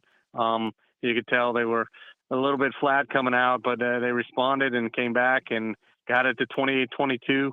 But AC Flora had a huge conversion on 3rd and 25, ended up kicking a field goal on the drive, to put the game away. So a big win for Flora. They finished the regular season 10-0. They're region champs and will have home field advantage throughout the lower state playoffs. So a huge win for Flora, and now Ridgeview will kind of be playing the waiting games. They will either be the number 2 seed from the region and host a playoff game next week, or they will be out of the postseason. Wow. Boy, what a long weekend for them. I know David mentioned on Sports Talk that the history of that appellate court is they will listen to the appeal and rule in the favor of the appeal, or have in the past.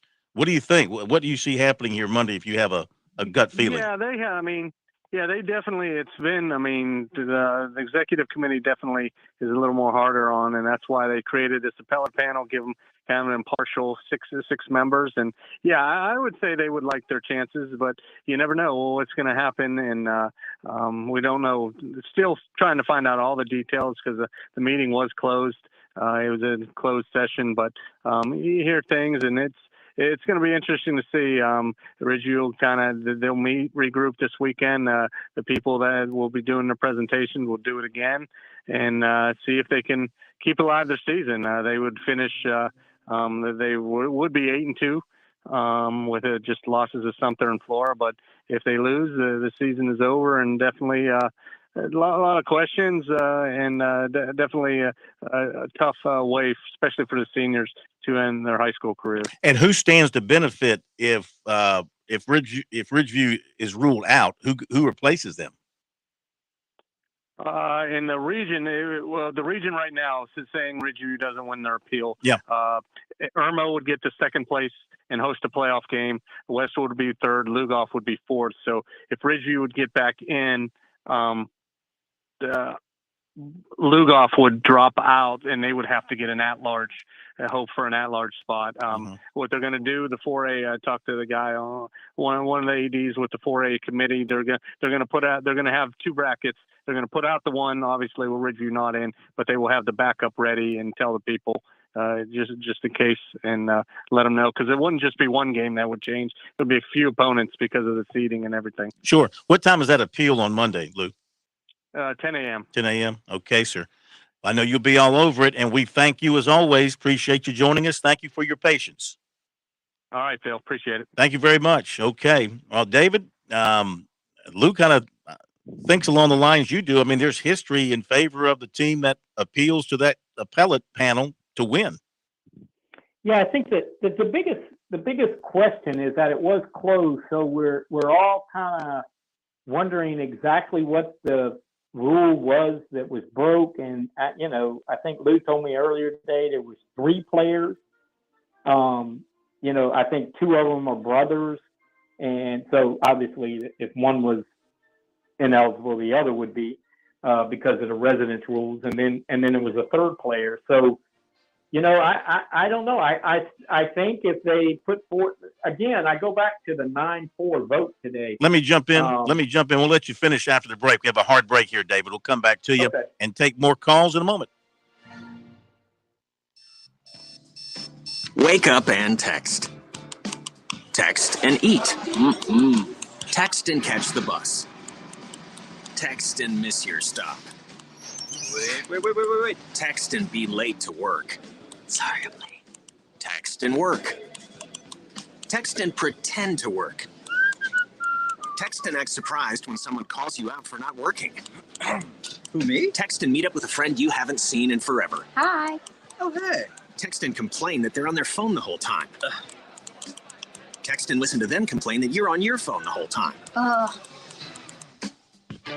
Text and whatever. But when you get behind the wheel, give your phone to a passenger. Put it in the glove box. Just don't text and drive. Visit StopTextsStopWrecks.org. A public service announcement brought to you by the National Highway Traffic Safety Administration and the Ad Council.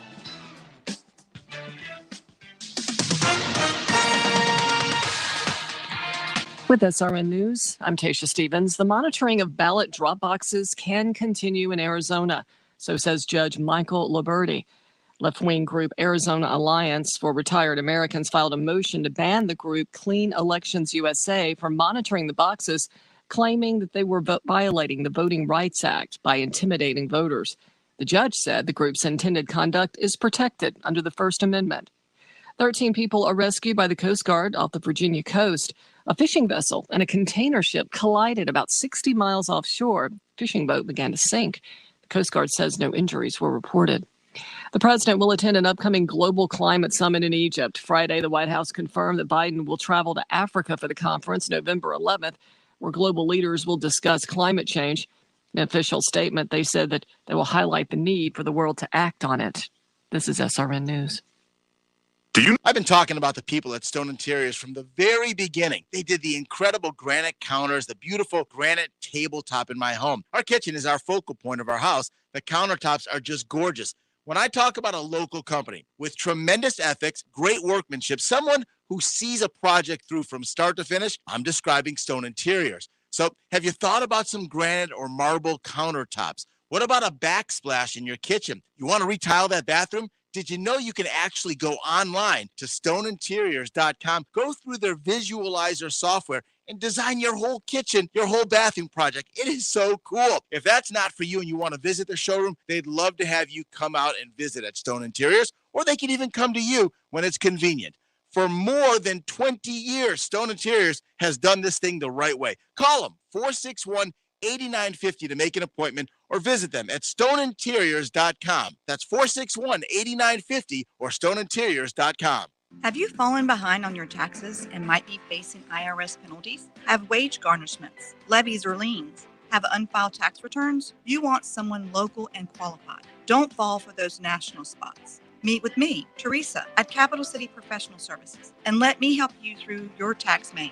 I can help with all your tax resolution issues. There are options to get you back on track. Call Capital City Professional Services, 400-8683. That's 400-8683. Fran Halloran here. Now listen closely to what I'm about to say.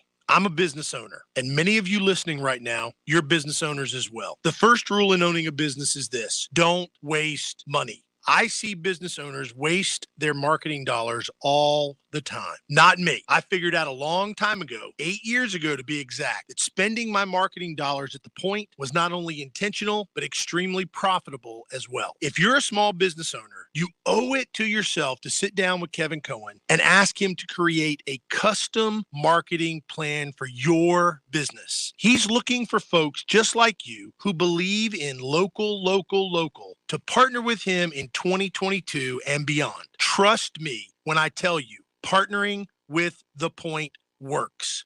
You will see results and your marketing budget will no longer be wasted. Give Kev a call at 803-563-8558 and tell him the Money Coach sent you. Look out, world, we're getting strong. The future's here and we belong.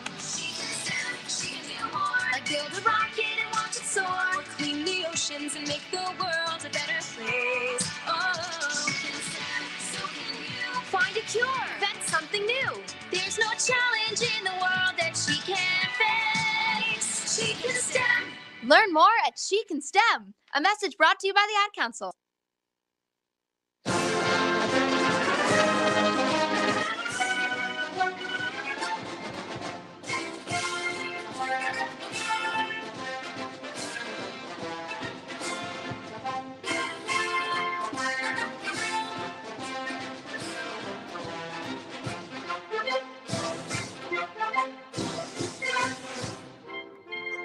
High school football scoreboard here on the Sports Talk Media Network. Phil Kornblut here in Columbia, David Shelton down in the Low Country. And let's see, we are clear of reporters right now. So if you were with us and you dropped, you want to join us to give us your report, give us a call, get you right back on the air. Meantime, David, pick up on what you were saying as we hit the break, please.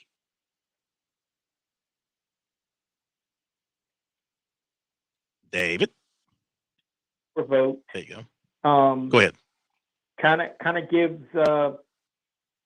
me thinking that they might have a shot. Mm-hmm. But again, we don't know the details. We don't know exactly what the rules violations were and what was said in the room and whether they have to change their presentation.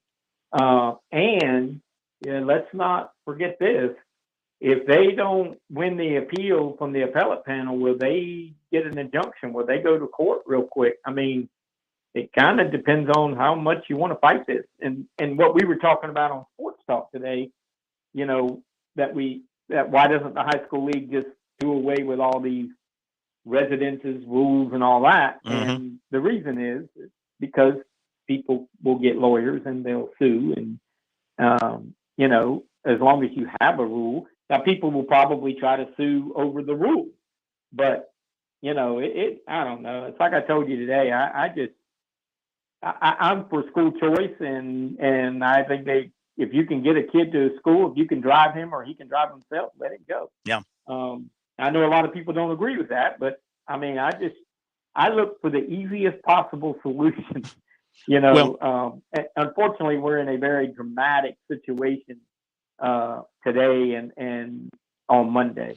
Well, and that's because, as you and I have lived through this many times over the years, the team that's going to turn in another team always waits to what they think is the optimum moment, which is what? The week they're going to play them, the week of a huge game, a rivalry game, or the week of a playoff, and it just throws everything into chaos. And my thought is this: I said it on Sports Talk, I'll say it again tonight. First, my disclaimer: I am not a lawyer. I don't know the law. I don't have kids in school anymore, so I don't know things about schools and all that. All right, I'm just giving you my opinion. In a league where you have some schools that can have students/athletes that come from far and wide and play for them and compete against the same schools that can't, then it seems to me that common sense would say there should be either you restrict everybody or you restrict no one. It seems to me like you've got two different forms of government here as it applies to this particular rule. So, I mean, that's just my opinion. I think if you're going to let some schools bring in athletes from different parts of the state and play for them without penalty, without restriction, then everybody should. Simple as that. It's not a hard concept the way I look at it. Well, and where it becomes a little itchy is state supported schools, tax dollars. Some schools do not take tax dollars. They are not state supported. They operate on their own thing. So should they be, I don't know, should they have different rules than those who are state supported, in the high school league? Again, I'm telling you, I think if the body of schools in the high school league, the 250 schools, got together and voted 250 to nothing, that they weren't going to let those schools compete anymore, they wouldn't be able to compete. They would have to go to court then. Mm-hmm. They would have to start their own league, or they would have to go to court. But you just don't. I mean, I hear coaches gripe about it, but I don't see anybody doing anything about it. Yeah. And again, it's kind of on them. It's on them. If they don't like the rules, they can change it. It's their league. But I think we are headed. I don't know when, but I think we are headed into the way that I foresee it. Where residency won't really matter. Now, I don't know how that will affect the high school league, but I think the school choice, the freedom to go where you want to go kind of thing, mm-hmm. if that takes hold in the state legislature and it becomes law, I don't know. I don't know how the high school league. I mean, Jerome Singleton would be great to have on this point on this show right now, because we might be talking out of our head, and I don't profess to be an expert. Yeah. Because I really don't think about it that much until something like today happens. No, I'm the same way. And again, I'm only applying what I see as what I think is a common sense approach. If you're a league, this would be the equivalent of having the National Football League, allowing the Green Bay Packers to go and make a trade after the trading deadline to pick up a running back, but not allowing the Chicago Bears to go make a trade after the deadline to pick up a running back, just applying a different set of rules to them. I mean, that's just not across the board. It doesn't make sense. It's not fair. It's not fair, that a school that has to play with players that supposedly live in their district and grow up in their backyard has to go face a team in their same region. Well, it wouldn't be their region. Well, yeah, it could be their region or in their division that's allowed to acquire players from across the state or from across a 2 or 3 county area, and we know that happens. And I just see a unequal application of the rules there, and I can't believe, like you said, I can't believe that the schools that are impacted by that negatively have allowed it to happen. Yeah, I just think I hear people talk about it, and then I don't see any action. And I think as a league, the high school league doesn't want to get into court. It doesn't want the state legislature to take over. Mm-hmm. And that's always the threat. The threat is always, well, if y'all don't kind of keep your house in order, we're just going to take over. And nobody wants those morons that sit in the state house running the high school league. Nobody. They might as well put me and you and Jed Blackwell and Ian Darren in charge, because Those guys have no clue. I'd let Coach Mike Anthony run the high school league, run the football side of it. That's one guy. Let's let him run it. He has some ideas about it. Back to reporters. Okay, we have another reporter standing by. As you might know, we can't talk to you through our phone. It's broken, but we can get you on the air and hear what you've got. So if you're hearing me, and I think you are, let us know who you are and where you're calling from. Welcome in, sir. Hello, Phil. Chris Kelly in Charleston. Hey, Chris. I thought Jennifer was on her coffee break. So Jennifer was on her coffee break. Yeah, you're answering the phone. Oh, I got you. No, it's just us. It's just us. Okay, cool. Yeah. Hey, what game were you at tonight? We were at Fort Dorchester, Somerville at Fort Dorchester. Good. Tell us more about what you saw out there. Well, Fort Dorchester got on the scoreboard right at the end of the first quarter, capping off an 86-yard drive. Darian Brown, a 32-yard run, point after good, 7-0 in favor of Fort Dorchester. And then to start the second quarter, Somerville would get on the scoreboard after a lengthy drive. They went 82 yards, and Campbell McCurry on a fake field goal went 18 yards for the score, point after good. It was tied with 8:25 to go in the second quarter at 7-7. The next score would come on the next possession as Fort D got a 26-yard field goal from Christian Wilson from 26 yards out at the 5:17 mark, and that would give the Patriots a 3-point lead. They would add a score and be up at halftime, 17-7. The second half, it was all Fort Dorchester as they would come out and really turn up the heat, and they would score 17 unanswered points to go up 31-7 to start the fourth quarter. Somerville would score a couple of times in the quarter. The final score was 38-21. The winning streak continues for 4D. They won 5 straight. They're now 7-3, and Somerville drops to 8-2, and their 5-game winning streak comes to an end tonight. Hey, my man, thank you very much. Really appreciate it. Have a great weekend. Are you guys still doing games next week, or are you done? We're going to take a look at the first couple of rounds, and then we'll go from there. Great. Hope to hear from you next week. Okay, take care. Thank you. Much appreciated. All right, Chris Kelly, giving more details there on the Fort D win over Somerville. So after the break, going to come back, catch up on all the scores, only missing like 1 or 2 around the state.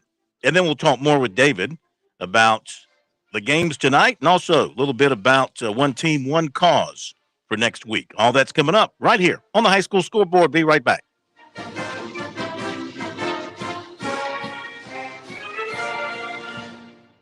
Show your team pride wherever you go with Founders Federal Credit Union's collegiate debit cards. Get your University of South Carolina and Clemson University debit cards at any Founders office or by calling 1-800-845-1614. Plus, our debit cards are digital wallet ready, so you can pay however you please. Not a member? Visit RelaxJoinFounders.com or one of our 37 convenient locations to see if you qualify for membership. Terms and conditions apply. Founders Federal Credit Union is federally insured by NCUA. In Columbia, South Carolina, game days are our specialty. Whether you're watching the game from inside the stadium or from the big screen at your favorite local spot, the energy remains the same. Craft the perfect fall Saturday in a city where there is plenty of action on and off the field. From tubing and kayaking to Soda City to rooftop restaurants and plenty barbecue. We're ready when you are. Plan your weekend at ExperienceColumbiaSC.com.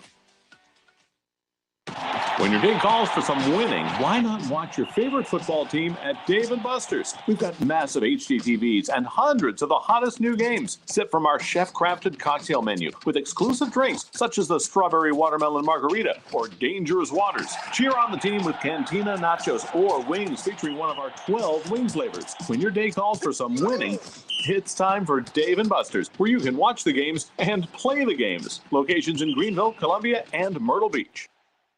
Touchstone Energy cooperative members save more on electricity, and members save more on insurance, groceries, healthcare, restaurants, travel, concerts, and sporting events through Co-op Connections. Touchstone Energy is an alliance of the member-owned electric cooperatives, and as a member, the power is yours. Experience the power of co-op membership with Touchstone Energy and find out how much you can save on electricity and a whole lot more at touchstoneenergy.com.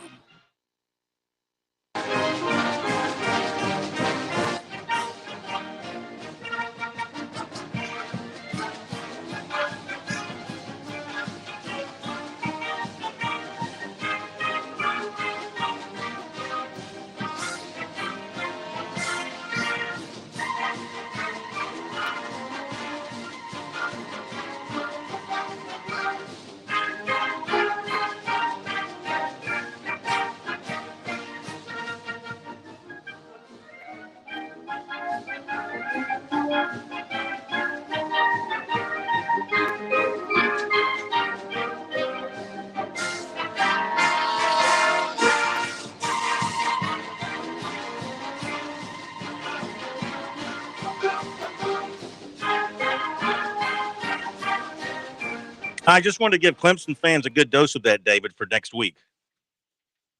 Holy cow, I didn't think you were ever coming back. Of course, Notre Dame's got to deal with Syracuse tomorrow, but I thought Clemson fans would enjoy a little bit of that leading into next week's game up at South Bend. Also gave me a little more time to get some scores down here. We're trying to get the last couple of scores in on the score sheet. So let me begin with scores in the upstate, and then David can comment generally overall, region of the state by region of the state.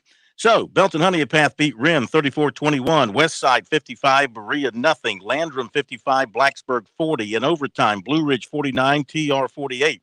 Chapman 32, Broome 6, Burns 30, Gaffney 21, Christ Church 14, Southside Christian 13, Clinton 37, Emerald 6, Clover 52, Rock Hill 34, Daniel 42, Crescent nothing, Dixie 42, Calhoun Falls 6, Spartanburg 42, Dorman 41, Greenville 42, Easley nothing, Southside Christian 38, Fountain Inn 7, Hillcrest 41, J.O. Man 21, Indian Land 35, Lancaster 14, Liberty 49, Chesney 41, Abbeville 41, 96-7, Northwestern 28, Catawba Ridge 23, Walhalla 70, Pendleton 55, defense stay home.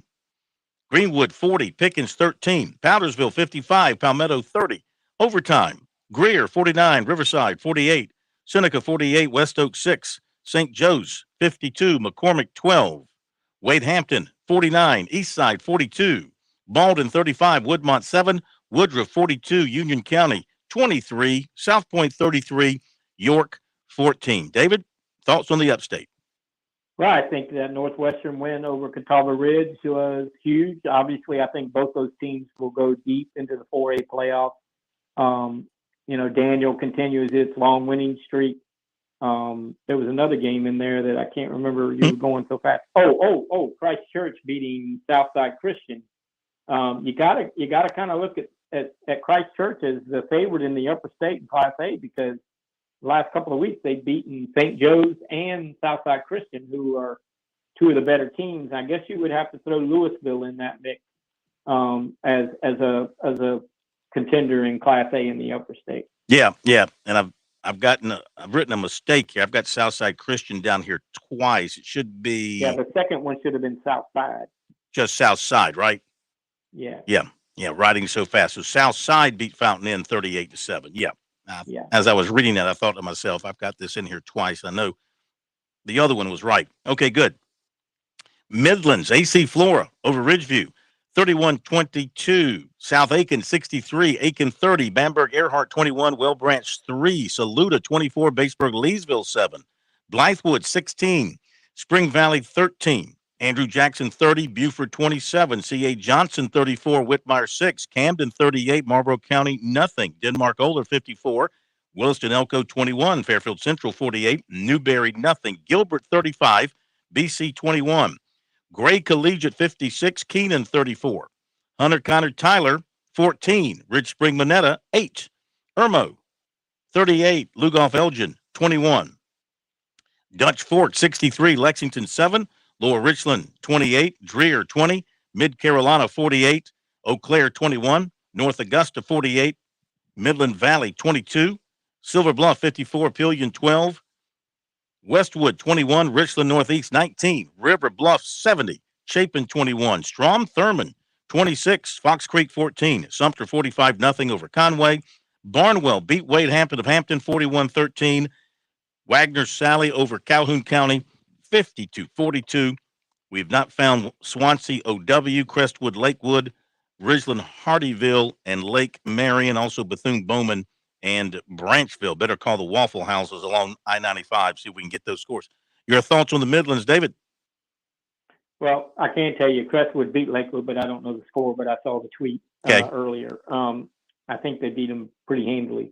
But the scores that you just mentioned, in the Midlands, AC Flora with that big win tonight over Ridgeview, we'll see where all that ends up. North Augusta's played some very good football of late. Bamberg Earhart has played some very good football of late. Since they've lost to Estill, they've not lost again. And they're one of the top teams in Class A. So it looks, just from what I could tell from tonight, all the teams that we think are really good had really good performances tonight, which is good because the playoffs start next week. So a lot of teams are hitting their peak. Okay, we go to the PD Grand Strand. Ainer 38, Loris 14, Carolina Forest 41, St. James 21, Central 56, North Central nothing, Cheraw 55, Chesterfield 42, Dillon 41-0 over Georgetown, Johnsonville 46-0 over Hemingway, Kingstree 36-8 over Lee Central, Lake City 33, Darlington 6, Lakeview 40, Hannah Pamplico 32, Latta 21, Green Sea Floyds nothing, Manning 36, Waccamaw 14, Louisville 44, McBee 18, Marion 54, Mullins nothing, North Myrtle 20, Myrtle Beach 14, South Florence 45, West Florence 14, Sumter 45, Conway nothing, and Hartsville 63, Wilson 44. David? Yeah, Hartsville's offense is continuing to put up big time numbers and points. They're giving up a lot of points too, so I'm not sure what to make of Hartsville right now going into the playoffs. But I think in the 3A ranks in the lower state, all signs point to Dillon, Camden clashing at some point, and the winner getting an opportunity to play for a state title, which would not be a surprise because those two teams have been playing for state titles for about the last decade. So, you might could see a surprise team in 3A in the lower state, but I really believe, Daniel in the upper state, along with Powdersville and Clinton, and then in the lower state, I just kind of feel like it's a Camden Dillon type of thing. Okay, we go to the Low Country. Ashley Ridge 63, Stall 12, Buford 49, Hanahan 14, Bishop England 43, Academic Magnet 6, Bluffton 52, Colleton County 22, Cane Bay 45, Berkeley nothing, Cross 61, Burke nothing, Fort Dorchester 38, Somerville 21, James Island 33, Lucy Beckham 7, Philip Simmons 42, Battery Creek nothing, Baptist Hill 40, St. John's nothing, Goose Creek 25, Stratford 20, Oceanside Collegiate 37, Timberland 12, Wando 10, Socastee 7, and Woodland 55, Edisto 14. Do not have Hilton Head May River yet, or Allendale Fairfax Estill. David? Yep, it looks like Beaufort is starting to put their run together in 3A. They're defending 4A lower state champs. They're going to make a deep run in 3A. Probably we'll run into Dillon or Camden at some point, so that'll be a big test for them. And then Hanahan, since Art Craig, we had the issues way back 4 or 5 weeks ago. They have not played very good football. They've been beaten soundly the last 2 weeks. And it looks like what was really a good season is turning into a quick exit in the playoffs. All right, let's go to some Skeeza scores quickly. We've got Cardinal Newman 37, Augusta Christian 28, Buford Academy 35, Bethesda 30, Colleton Prep 49, Palmetto Christian 12, First Baptist 14, Portugal 3, Orangeburg Prep 35, Greenwood Christian 14, Hammond 51, Heathwood Hall nothing, Hilton Head Christian 33, Hilton Head Prep nothing, Richard Wynn 58, Lawrence Academy 28, Spartanburg Christian 36, Northside Christian 20, Providence Athletic Club 59, Orangeburg Christian 6, Orangeburg Prep 35, Greenwood Christian 14, PD 40, Florence Christian 14, Pinewood Prep 35, Northwood Academy nothing, St. John's Christian 52, Clarendon Hall 6, Thomas Sumter 7, Dillon Christian nothing, King Academy 36, Wardlaw Academy 24, and Williamsburg Academy 49, Carolina Academy nothing. David, last minute, I want you to talk about one team and what you got coming up this week. Don't have anything scheduled for this week, so if there's anybody out there that needs me to come and speak, I would imagine football program's probably not going to want me if they're getting ready for the playoffs. But I did speak yesterday at the National Association of Health Science Teachers. 44 states represented. I met a lot of great people and a lot of different states. They heard me speak: Alabama, Georgia, Tennessee, North Carolina. And they all want me to come and speak at their school. So, I'm branching out of the state, but my focus is still in state. So oneteamonecause.com, send me an email or follow me on Twitter and DM me at @DShelton66. That is fantastic. A couple of more finals. Lee Academy 40, Kings Academy nothing, Trinity Collegiate 28, Lawrence Manning nothing, and I think, don't know if we gave this one, Thomas Sumter 7, Dillon Christian nothing. And I think that will do it. David, thank you very much, my friend. Have a great weekend. Get rested up and get ready for the playoffs.